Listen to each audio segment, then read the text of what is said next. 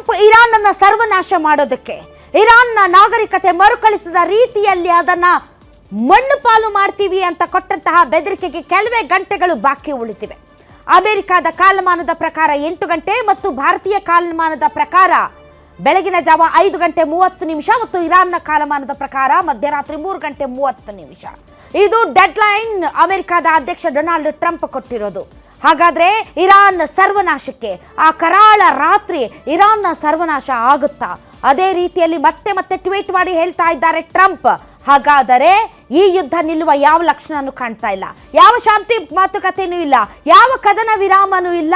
ಪದೇ ಪದೇ Trump deadline ಮೇಲೆ ಡೆಡ್ಲೈನ್ ಕೊಡ್ತಾ ಇದ್ರು. ಆದರೆ ಈ ಬಾರಿ ಕೊಡ್ತಿರುವಂತಹ ಡೆಡ್ಲೈನ್ ನಲ್ಲಿ ಏನೋ ಒಂದು ನಡೆಯುತ್ತೇನೋ ಅನ್ನುವಂತಹ ಸೂಚನೆ ಸಿಗ್ತಾ ಇದೆ.